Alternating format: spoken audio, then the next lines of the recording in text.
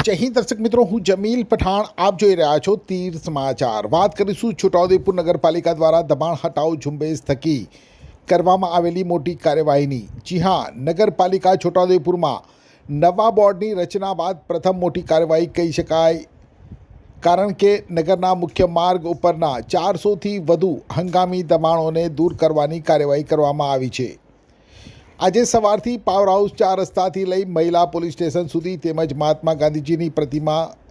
સરદાર બાગના gate સામેથી લઈને post office સુધી મુખ્ય માર્ગની આસપાસ શાકભાજીવાળા, ફ્રૂટવાળા, મરી મસાલાવાળા સહિત અન્ય ચીજ વસ્તુઓનું પથારા કરી તેમજ કાયમી મોટા તંબુઓ બાંધી વેચાણ કરતા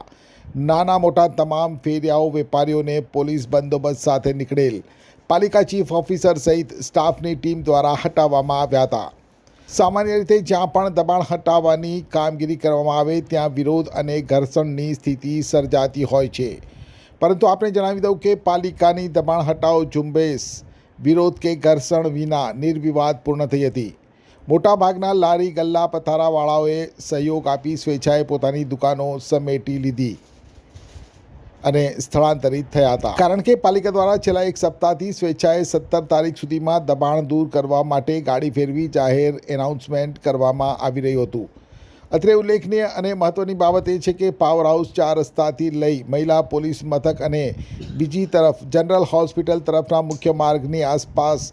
બંને બાજુએ જે રીતે શાકભાજી, ફ્રૂટ, મરી મસાલા સહિત અન્ય ચીજ વસ્તુઓનું પથારા કરી તંબુ બાંધીને કે લારી ગલ્લા કેબિન મૂકીને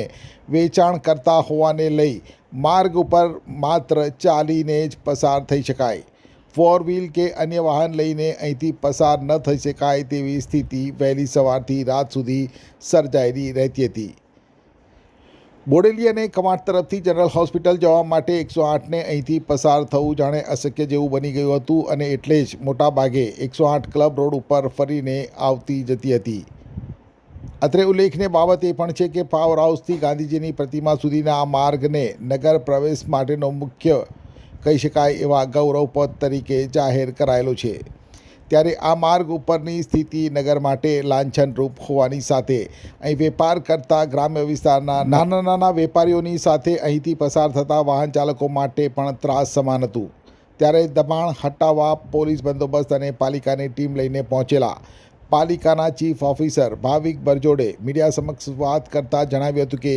સરકારશ્રી દ્વારા Gujarat state legal service authority દ્વારા, ગુજરાત રોડ સેફ્ટી દ્વારા, શહેરી વિકાસ અને શહેરી ગૃહ નિર્માણ વિભાગ દ્વારા દબાણો હટાવવા માટે જે રીતે વારંવાર સૂચનાઓ બહાર પાડવામાં આવી છે તે અનુસંધાને આ કાર્યવાહી કરવામાં આવી છે। જો કે આ પથારાવાળાઓ માટે MGVCLના સંકુલમાં નવું શાક માર્કેટ બનાવવા માટેનું આયોજન કરવામાં આવ્યું છે અને 6 થી 8 મહિનામાં તે બની જશે, ત્યારે તેઓને હાલ વૈકલ્પિક વ્યવસ્થાના ભાગરૂપે સરદાર બાગ સામેના શોપિંગ સેન્ટર પાછળના ભાગે જ્યાં અગાઉ શાક માર્કેટ ભરાતું હતું ત્યાં પોતાના પથારા લગાવી વેપાર કરવા સમજ આપી હતી, પરંતુ તમામ શાકભાજીવાળા, પથારાવાળા અને લારી ગલ્લાવાળા નાના વેપારીઓ માટે વૈકલ્પિક જગ્યા યોગ્ય અને પૂરતી નથી, જેને લઈ ગ્રામ્ય વિસ્તારમાંથી આવતા નાના આદિવાસી વેપારીઓ દ્વિધામાં મુકાયા છે અને તેઓમાં ક્યાંક ને ક્યાંક રોષ જોવા મળી રહ્યું છે। ત્યારે નગરપાલિકાના નવનિયુક્ત સત્તાધીશો પાસે આશા રાખીએ કે વહેલી તકે શાકભાજીવાળા, લારી ગલ્લાવાળા અને નાના વેપારીઓની સાથે નગરજનોની આ સમસ્યાનું વહેલી તકે નિવારણ લાવશે। છોટાઉદેપુર નગરમાં શાકભાજી, ફ્રૂટ અને મરી મસાલાનો વેપાર કરતા નાના વેપારીઓ માટે એક સુવિધાસભર સુંદર શાક માર્કેટ બને, નગરના ગૌરવ પથ ઉપરથી પસાર થઈએ તો ગૌરવ અનુભવાય તેવું મારું છોટાઉદેપુર, સુંદર છોટાઉદેપુર, સ્વચ્છ છોટાઉદેપુર અને સુવિધાસભર છોટાઉદેપુર બનાવવાના સહિયારા પ્રયાસો થાય। સમગ્ર મામલે શું કહી રહ્યા છે પાલિકાના ચીફ ઓફિસર ભાવિક બરજોડ, આવો સાંભળીએ। આજ રોજ તારીખ 20 માર્ચ 2025ના રોજ છોટાઉદેપુર નગરપાલિકાની ટીમ દ્વારા પોલીસની મદદથી કુસુમસાગર તળાવની આસપાસ આવેલા 450 જેટલા મરી મસાલા, લારી ગલ્લા વાળાને હટાવવામાં આવી રહ્યા છે અને આવનારા દિવસોમાં આ લોકોને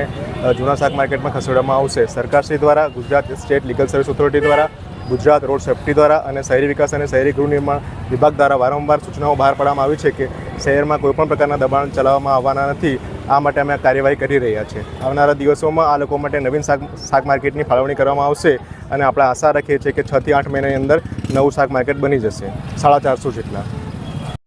છોટાઉદેપુર સહિત રાજ્ય, દેશ અને દુનિયાના સમાચાર જોવા માટે સબસ્ક્રાઇબ કરો તીર સમાચાર